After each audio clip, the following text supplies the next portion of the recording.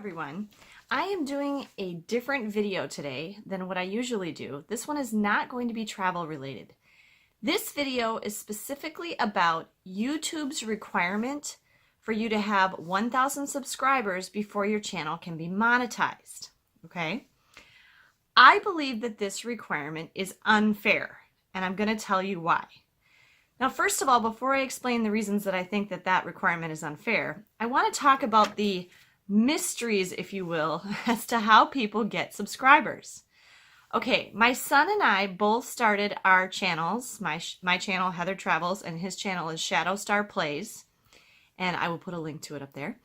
And at the same time, we started them last June of 2018. So we've been doing it for 9 months now, okay? And Ben is working very hard on his channel, and we've both been very consistently producing and posting videos. Ben is now, for a couple months, I think, been posting a video every single day. So that's a lot for a kid his age. And I think his content is really good for what it is. He does like games that are popular with kids his age. And he does really excellent creative thumbnails and, you know, voiceovers, and he keeps tweaking his end screens and all sorts of stuff. And he's really worked hard on it. And I've consistently posted between 1 and 3 or more, I think even, videos a week for that entire time. So, and some of our videos have, a few of our videos, especially the ones from our cruise last summer in August, from Mariner of the Seas, have a lot of views. We both passed so YouTube requires 2 things for you to be able to be monetized. You have to have at least 4,000 views, and you have to have at least 1,000 subscribers, okay? Because they want you to have an audience.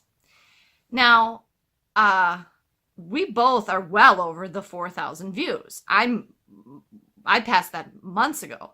So I actually have more views than he does. I think more than twice as many. But he has more subscribers than I do. I think he has 3 times as many subscribers as I do. And he's kind of worked his butt off to get those subscribers.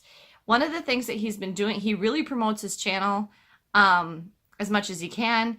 He goes on Discord, which is a free download. It's an app that you can do, which is like a way that a lot of YouTubers use to communicate with each other and gamers. And he's like actively promoting his channel on Discord. And I think that gave him a nice bump up in subscribers.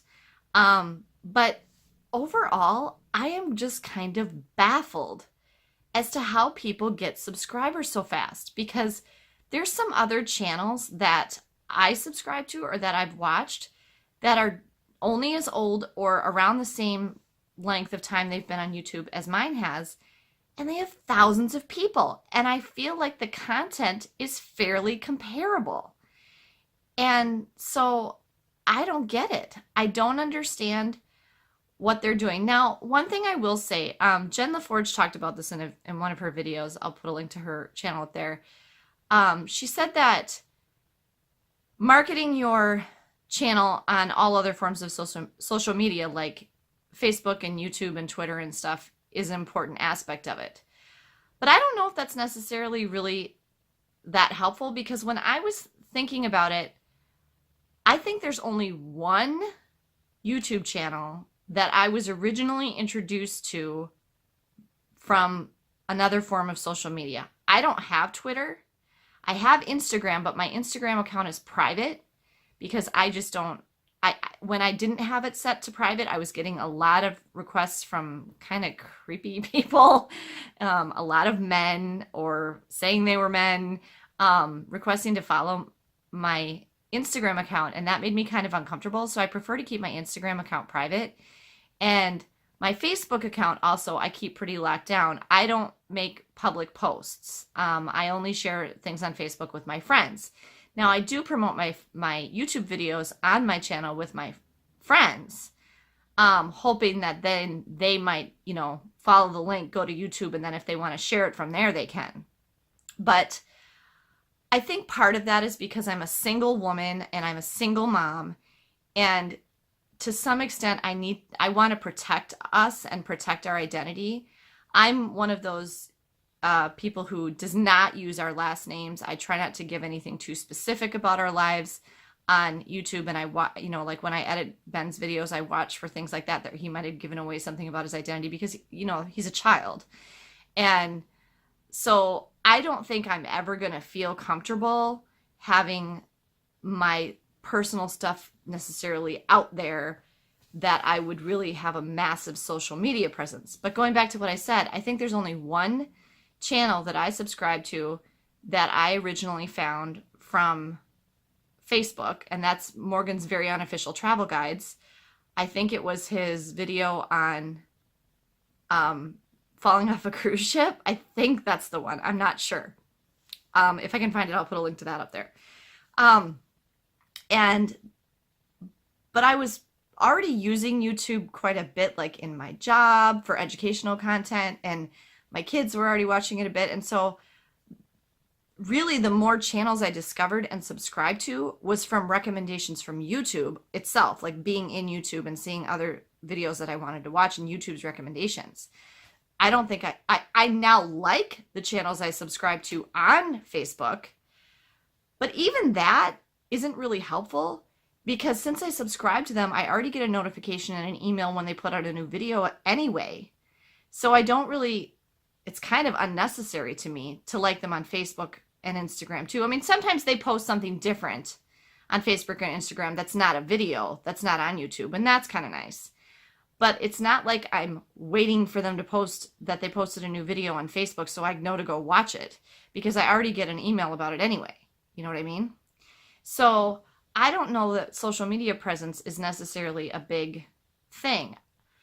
And I'll kind of come to that later with my reasons for why the subscriber requirement isn't fair. But I guess I'm just kind of baffled. Why do some channels explode and why do others just like literally, I'm crawling at subscribers. Like, I mean, every once in a while I'll add one and I don't get it. I don't understand. I mean, I'm really hoping with our next trip that I'll gain some more because people will want to see the next video. But I don't know. I don't understand. Ben said that one of the YouTubers, a popular YouTuber that he is either friends with or plays a game with or something, or subscribe to him, told him that thumbnails are really important and that the way your thumbnails look is key. Okay, I have thought about this too. The people who make thumbnails with all the stuff all over them, words and little graphics and all that stuff, maybe they do get more clicks. I don't know. But I personally do not like the way those look. I think they look too busy and in your face and like it's like an ad, which I suppose it is, but it's kind of like, I mean, I'll tell you this right now. I don't watch commercials on TV, ever. I fast forward on the DVR through. I only watch stuff that I DVR. I never watch live TV. I never watch commercials. I do not like advertising. I do not like being asked to buy something. I won't ever try to sell you anything. I just really don't like that. Everybody has too much stuff as it is. You don't need any more, okay? And that whole consumer culture, I really don't like that. And so I guess that's one thing too. I have difficulty marketing myself because I feel like that's pushy and rude. And like if people are interested in what you have to say or something about you, they're going to ask or they're going to find out themselves, you know? And so I just don't like those thumbnails that have all this stuff on them. I think they're appropriate for Ben's channel because his whole channel is computer graphics and animation and everything. So of course his thumbnails are going to be animated, and he really does need to make custom thumbnails because just a snapshot, screenshot of the game that YouTube would pull for a thumbnail is kind of boring and doesn't really tell you anything. Whereas he makes custom, you can see on his channel, he makes custom thumbnails that, you know, talk about what the video is going to be about. I'll give you an example of somebody who does not do that and is incredibly popular. Tim Tracker. Tim Tracker just uses the standard photo capture thumbnail. I mean, maybe he goes in and picks a different image that he likes, but they don't put any words or graphics or animation on their thumbnails, and they are hugely popular and have tons of subscribers. So I just like the way those look better. And I guess here's the thing. When I'm choosing a video to watch based on what YouTube recommends to me, I will tell you, I'm never choosing it based on the thumbnail. I'm choosing it based on the title. So, because I don't care what that's one little instance that might be in the video, it might not. I'm going to have to watch the video. I want to know what the video is about. So I'm choosing what to watch based on the title. I'm not choosing it based on the thumbnail. I've certainly never not watched a video that had a topic that I was interested in because I thought the thumbnail wasn't appealing. I've never done that. So yeah, I don't get I don't know that social media is the magic bullet, and I don't know that thumbnails are either. And so I really don't know. Do you guys have any opinion about this? Why do some channels gain subscribers so fast and others don't? I don't understand. Well, I kind of do. Which brings me to my 3 reasons why I think YouTube's requirement for 1,000 subscribers is unfair. Okay, reason number 1, which I've already kind of talked about. My son and I started these YouTube channels, about 9 months ago, and we are working our butts off. We have done a lot of work and put forth a lot of effort and put in a lot of time producing and posting all these videos, okay? My son, like I said, is posting a video every single day. He either does it right away in the morning, even before school, or he does it as soon as he gets home from school so he can get it posted that day. And I have posted consistently a video at least every week and up to 3 or 4 videos a week. So that's a lot of time and effort with no reward. And I guess the way what I would compare it to is working for free. Now, we didn't initially start doing a YouTube channel for the purposes of getting monetized, but the longer we're doing it and the more we recognize that that is something that is a benefit of having a YouTube channel, it's getting kind of irritating that we can't have that. Because we have more than enough views, but we're nowhere near the subscribers that we need. We're both under 100 subscribers. So I just feel like if they took that requirement away and just based it on the views alone, that more people would have an opportunity, And I just feel like it's like we're working for free. It kind of reminds me of the poor TSA employees at the airport who had to work for free during the government shutdown. They're going to work and they're doing their jobs, but they're not getting any compensation for it. And I just feel like that's really unfair. Okay, my second reason why I think YouTube should get rid of the subscriber requirement for monetization is most viewers are not subscribers.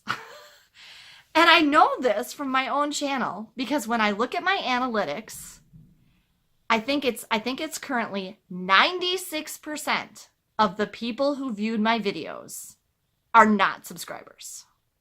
So only 4% of the people that are watching my videos are subscribers. So in other words, there are a whole lot of people out there who are watching my videos and have not subscribed, okay? So I'm being almost penalized, even though I'm getting plenty of views, for not having subscribers. And that doesn't make any sense to me because all these people are out there watching it. So you know what I mean?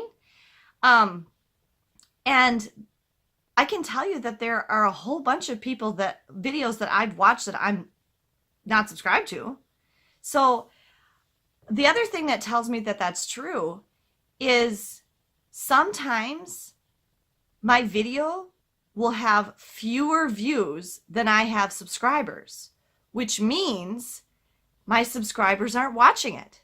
Because if every subscriber was watching the video once, I should have at least as many views on that video as I have subscribers, right? But I don't. So that means not all the subscribers are watching it. So that's another reason I think that requirement is unfair, because most of the people watching the videos are not subscribers. So you want us to have an audience, but that's like the wrong way to get it. You know what I mean? Okay. My third reason for why I think the subscription requirement is unfair is because people are selective and limit how many subscriptions they have. Okay?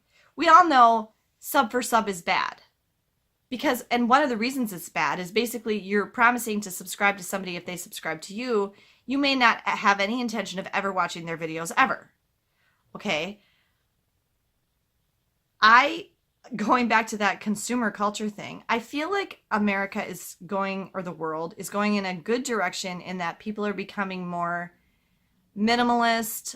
Even cruise lines are realizing now that people are more interested in experiences than stuff. I mean, you've got Marie Kondo, what's her name? Kondo? That, you know, that unless it brings you joy, if it doesn't spark joy, you should get rid of it. You know, decluttering, death decluttering, all that stuff.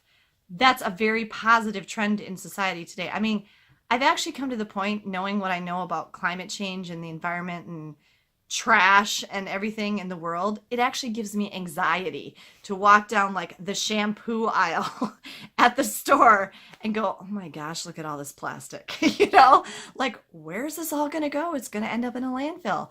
And so there's so much stuff.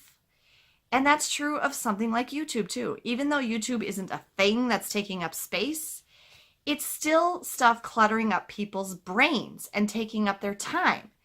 And like YouTube just did a whole series, like a coffee chat series with Elle Mills. And one of the things they were talking about was like how people consuming YouTube, like actually watching YouTube, viewing the videos, that YouTube now has a feature, if you notice it in your settings, if you watch it on mobile, it will remind you to take a break, that you should stop watching for a while because you've been watching too long, okay? So even YouTube recognizes that we can overconsume the product. So people, I think, wisely are being selective about what they subscribe to. I know I am. I currently subscribe to 15 channels. 2-3 of them basically never post anything, so I'm not getting any notifications on them anyway, but I still want to subscribe because I do want to know when they post something, okay, even though it's few and far between. And then they vary. They post between once a month and once a day.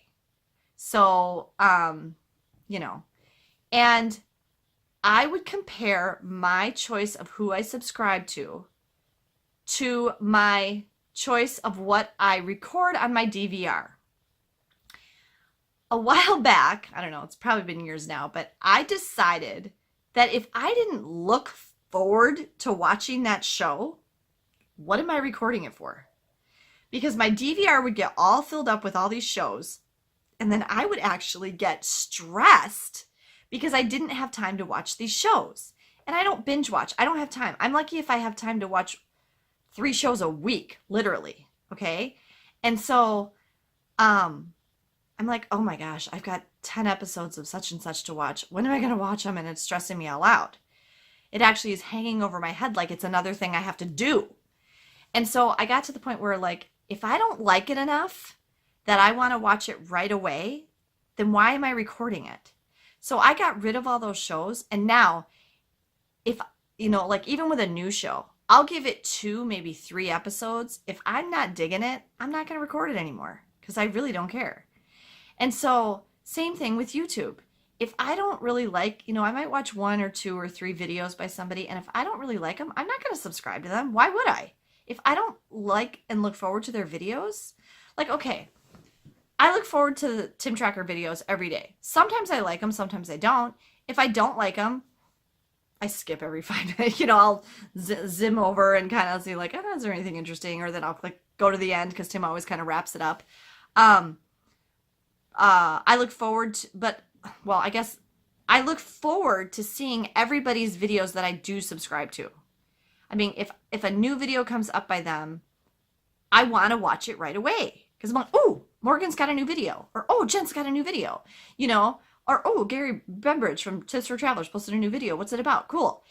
If the topic doesn't interest me when I get the notification, like I have no interest in it at all, I'm never going to do that thing or go there. I know I'm not.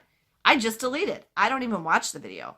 But for the most part, I am looking forward to and going to watch the videos of the people that I subscribe to. So I am never going to have 1,000 subscriptions or even 100 subscriptions.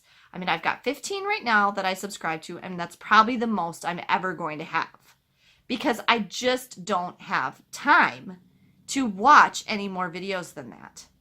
Do you know what I mean? And currently, the people that I subscribe to are the thing that I'm interested in learning about. There might be times where I want to know how to do this thing, or there's someplace I'm going to go one time, and so I'm kind of curious about it, and I might look up one video about it and watch that, and then I'm done. But the people that I subscribe to tend to be things that I have a long-term passionate interest in, mostly travel related, like my channel. And so that's why I want to watch their videos all the time. Kind of going along with that is there have been people that I have subscribed to in the past and then stopped. And I was kind of thinking about like why. And mostly it's because it's not necessarily that anything about their channel was negative. It's more that a certain style of channel kind of appeals to me, and I guess it's something a lot like mine, where they're very personable and down to earth and just talking to you like you're sitting there with them and stuff. And the other thing I kind of noticed is the people that I subscribe to, I tend to have something personally in common with. Okay? Now, an exception to this, I don't think I have anything personally in common with Gary Brembridge from Tips for Travelers, okay? But I like his British accent and I like his channel. Okay, I don't think I have anything personally in common with, who's another one? Jules from Jules Guides is another channel I subscribe to. But oh my gosh, I love British accents. I lived in England, if you guys have noticed. I'll put a link up there. And one thing I do have in common with him, no, I do have something in common with him. I'm a history teacher. Okay, I used to teach history, high school history, and that man knows so much stuff, it blows my mind. Okay, he walks around London, and you can even go on a personal tour with him if you go to London, and he knows so much stuff. I mean, he packs so much information into those videos in like 15 minutes. It like freaks me out. I'm like, how does he know all that? And how does he remember it? So that is something I kind of have in common with him. But like, for example, Morgan from Very Unofficial Travel Guides and Angela Dahlgren from Touring Plans. We're all from the same location. Okay, I'm from far western Wisconsin, which is basically kind of a giant suburb of the Twin Cities, okay?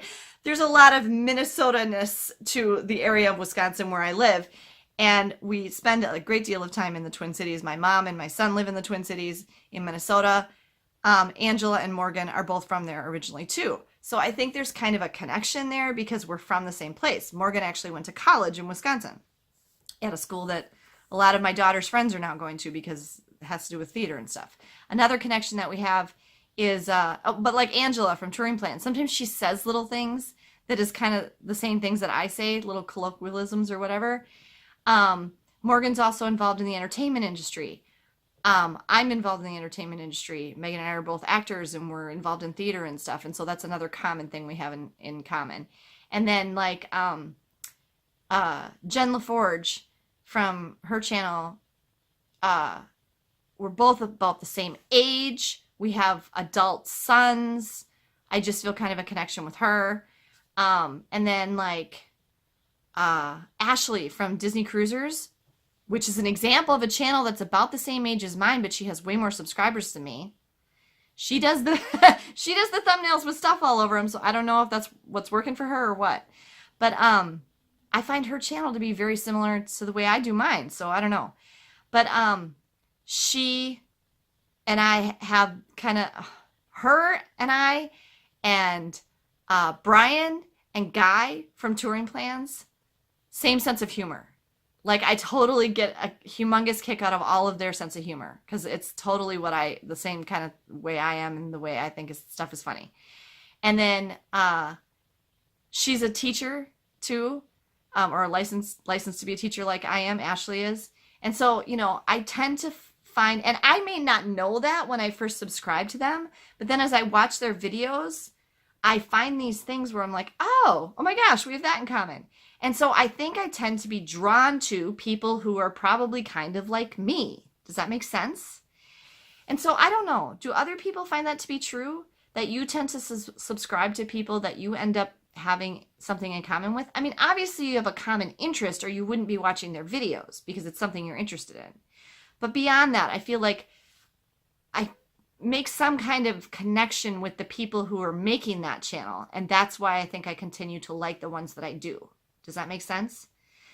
So anyway, my point is that because we're kind of working our tails off and working for free, and because most of the viewers who are watching my videos are not subscribers, and because people are limiting and very selective about what channels they do subscribe to and may never expand that amount, you know, I feel that the 1,000 subscriber requirement for monetization on YouTube is unfair. I mean, and maybe to compensate if they feel like they need to up the number of views that are required, or maybe they could add some kind of different requirement besides subscribers, like you have to have a consistency in posting or something like that. You have to post so many videos however often or something. I just feel like the subscriber one is not an accurate way to predict a channel's audience. And therefore, YouTube, if you're listening, I feel that that one is unfair and you should consider changing it. So give me a like if you agree with me. And if you are interested in travel, since this was not my typical video, I do videos about Disney and cruises and travel to Europe and travel around the United States. Check out some more videos on my channel. I hope you find something that you like. And if you do, please consider subscribing and hit the notification bell so that you get a notification of every one of my new videos. Thanks very much, guys, for joining me today. Safe travels. We can make a wildfire getaway.